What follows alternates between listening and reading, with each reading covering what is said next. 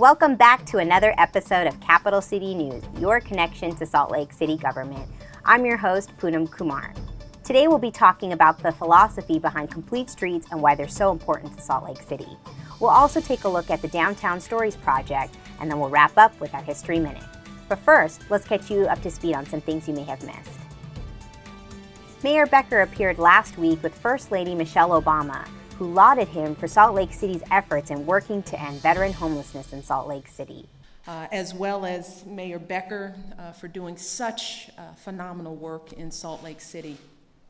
I'd like to take this opportunity to thank First Lady Michelle Obama for her devotion and dedication in assisting this effort to house our veterans, as well as the overall efforts, hard work, and outreach she has undertaken on behalf of all veterans and their families.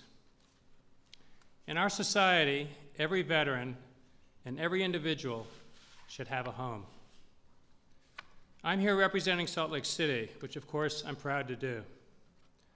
But when I consider how Salt Lake City and our region has approached and addressed homelessness, and particularly veterans' homelessness, I know that I'm representing dozens of dedicated, selfless people and organizations that for decades have focused on providing housing for our homeless friends. To see how you can help end veteran homelessness, check for volunteer opportunities at slcgov.com/volunteer. The newly approved annual budget for Utah's capital city focuses on essential public programs such as fire services, urban development, and aiding the homeless. The Salt Lake City Council on June 10th approved the next city budget, which begins in July. This budget delivers services like police, fire, parks, and the capital budget for major infrastructure projects. To capture your input, 3 public hearings were held on the budget proposal. On June 8th, the last day of the Utah Pride Festival, kicked off the Pride Parade, which included many of the 1,300 couples who were able to legally marry during a brief window of time last winter. Mayor Becker and City Council showed their support by marching alongside many of the couples who were married by the mayor himself last winter. The annual festivities drew thousands while highlighting and celebrating Salt Lake City's commitment to equality for all. As the city continues to add more bicycle lanes and refurbish its wide streets, we thought it would be important to discuss the city's goal to have what we call complete streets. To talk to us more about the importance and vision of complete streets and its role here in the city, Dan Bergenthal is here to tell us more.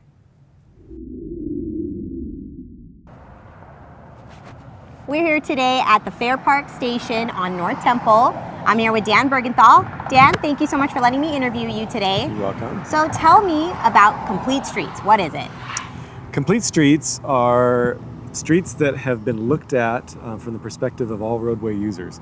Basically, you want to take a look at all the expected modes of travel for that particular roadway, and then you try to balance the safety and convenience of all users. Wonderful. Now, the city adopted an ordinance for complete streets, right? So Yes. when this was, I believe, a couple years ago, it was adopted? It was back in 2010. Yeah. Okay, so tell me about the ordinance. And I know that you were saying different departments will actually look at this when going into a neighborhood. If they're going to put in some sort of a protected bike lane, that this is something that'll have to be looked at, is the complete streets ordinance. Right. Whenever there's a roadway reconstruction or any type of pavement maintenance, we go out and we take a look at what the needs are out there. For example, you want to make sure that for pedestrians, for example, there are sidewalks and that there are easy ways to cross the street. They can also get to the bus stops if there are any. You want to take into consideration transit users so that they can get to the transit stops and wait there as well for the buses. Bicyclists, you want to make sure that if it's possible that you can add bicycle facilities on that roadway as well. And also for the automobiles, you need to look at it to make sure that the number of travel lanes are sufficient for the amount of traffic that's expected. And so yeah, you just basically look at it from the perspective of all roadway users. Okay. And we're here on North Temple, which is a perfect example. So we've got protected bike lanes, or not protected, but regular bike lanes. We've got the tracks. We've got the wide sidewalks. Right. What else? You got a buffer here between the roadway and the pedestrians, which is really nice for the pedestrians. It gives you more of a sense of safety.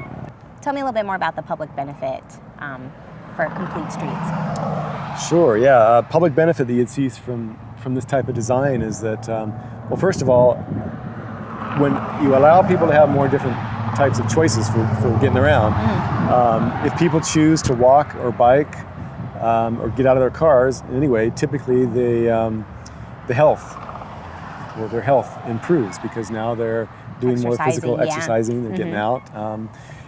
And you get those people doing that and they're not driving their cars, and so another benefit that you could see is less traffic congestion. Right. Well, and there's options for everyone. So not only, our elderly community, our senior community, but also for those that want to bike in the city or walk, there's space to do that and it's safe. So that's really important. Right. Now, what's a road diet? A road diet. It's when you stop feeding the road. A road diet is when you take a look at the roadway and you've determined that you have excess capacity. Okay. And excess capacity means there are too many travel lanes for the cars that are there. Okay. Or essentially you can reduce the number of travel lanes and the road will still function properly. Okay. And so in a road diet, you take away some of the travel lanes and use that road width to provide other amenities, like you would add bike lanes, or you can add islands in the middle of the roadway to allow pedestrians to cross easier. And by doing that, you are able to help all the different types of roadway users. Okay. And does this cause congestion? Because you would think from, for example, on 900 West and North Temple, we went from 5 lanes to reduced it down to 3 lanes. To 3 lanes, right? Yes. So does that cause more congestions when we lose these lanes? Well, when we look at the roadway, before we do this, we have to make sure that the traffic is within a specific range. Okay. And if it falls within that range, then we feel comfortable reducing the number of travel lanes out there. And then typically you will not see increased congestion. You may see a little bit right around the traffic signals at the intersections, but overall the roadway is going to continue to function very well. Just like you've seen on 9th West, which you did last summer. The road is still functioning great, and we now have bike lanes out there. Wonderful. Well, Dan, thank you so much for letting me interview you today. And now I live in the neighborhood, so it looks like I'm actually going to take advantage of the complete streets and bike and walk. And we're actually close by here to the Jordan River Trailhead too. So we are. It's you right can there. Yeah, bike and walk and take tracks. And there's a guy biking right over here. So yeah, here he comes, taking right advantage. here. And I'm going to do the same since I'm in the neighborhood. But thank you so much. Great. You're welcome. Over the last year, Salt Lake City TV has been collecting stories from residents about their impressions and memories of downtown Salt Lake City throughout the years. We're proud to present to you the first in the series we like to call Downtown Stories.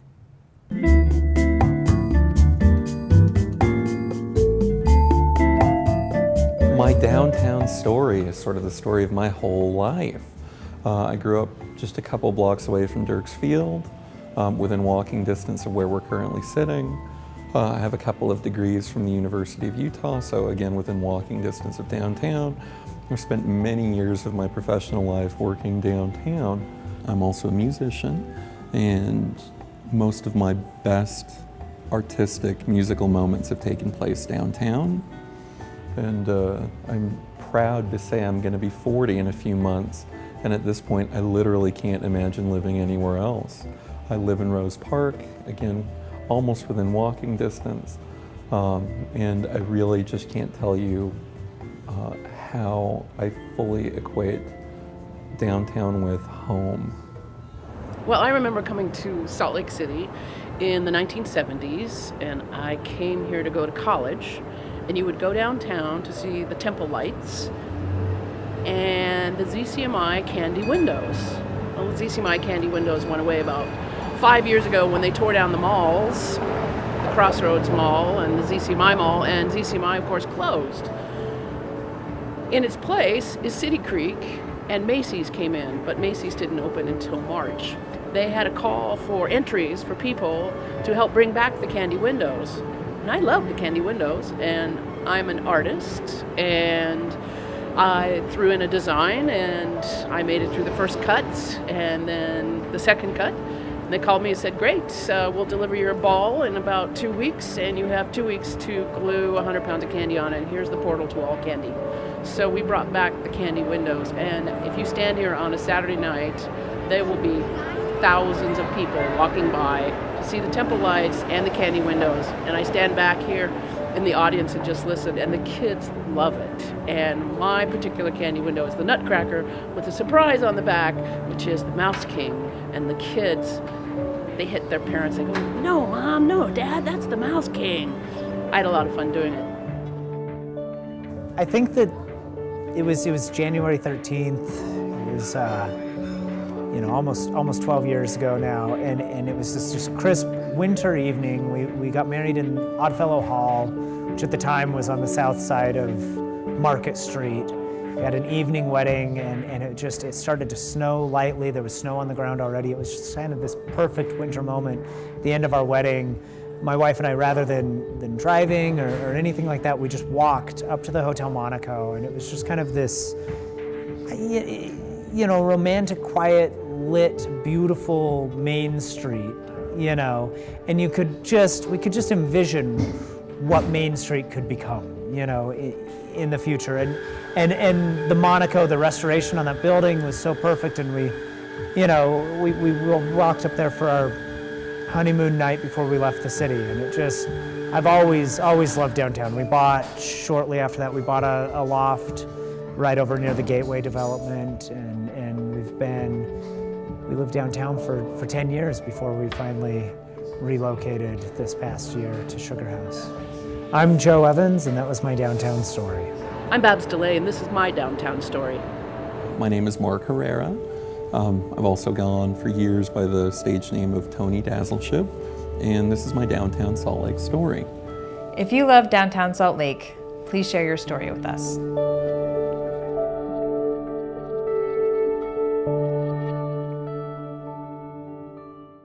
And now it's time for our History Minute. It was not by accident that Salt Lake City was laid out in square, equally sized blocks with generously wide streets on a grid system. For more than 150 years, Salt Lake City has been a model for urban planners because of its unique design, and it owes itself to a plan conjured up by Joseph Smith called the Plats of Zion.